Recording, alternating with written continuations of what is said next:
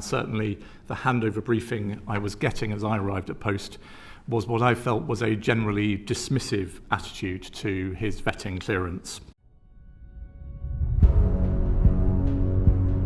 Sir Olly Robbins gives evidence at the Foreign Affairs Committee, and this statement is made very early on in his testimony. This sets the scene for more revelations. He'd been given access to the building. He'd been given access to low classification IT. The he Robbins is referring to is Peter Mandelson, who was appointed to the role of the UK ambassador to the United States. You would have seen the papers released already under the humble address that coming from number 10, that he needed to be in post and in America as quickly as humanly possible. This sounds like the pressure that Robbins makes mention of a little later did come from number 10 to get the job done as soon as humanly possible, as Robbins puts it. And the question I want to ask is, what kind of pressure additional to that were you put under in relation to the vetting? Ms. Thornberry is asking about additional pressure on Olly Robbins regards Mandelson, but I'm not sure he has described exactly what pressure he was under. It was not I'm afraid I don't think at the point of his appointment and 4 days thereafter it was actually a given that he would be vetted. Am I wrong here? Or is Robbins saying that Mandelson might not be vetted and just rubber-stamped into the job? Again, if you look at the documents submitted under the humble address, there is no stipulation from number 10 that he should be vetted.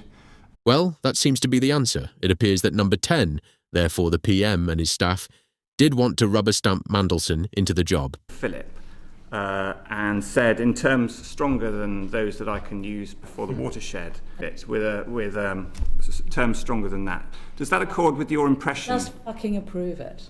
So it appears that Sir Olly Robbins was told to just effing approve it. It being the approval of Peter Mandelson to the role of ambassador to the United States. I recall Philip saying to me, certainly Philip's handover to me has contributed to my strong sense that there was an atmosphere of pressure and a certain dismissiveness about this DV process. Olly Robbins mentions again about the pressure being applied to the vetting process and the fact that there appeared to be an atmosphere of dismissiveness in number 10, although who appeared dismissive is not known, although we could make a few guesses. And who told him not to tell the Foreign Secretary? Exactly. This is a great question by a committee member, and Ms. Thornberry seems to agree, but let's hear the answer from Sir Olly. The number 10 private office were clear that this was so sensitive because it was about the Prime Minister's own dispositions for his own senior staff, that I should keep that to myself for now. And Sir Olly says that the question came from number 10's private office. So, was it the Prime Minister Keir Starmer or the former Chief of Staff, Gordon McSweeney? Do you regret granting security clearance for Lord Mandelson? I regret that this process was not done before announcement. This is another great question from a committee member who asks Olly Robbins if he regrets giving security clearance for Mandelson, and he says he regrets that the security wasn't carried out first before Mandelson was appointed. What did the dismissiveness look like? There's take forth the necessary arrangements at pace.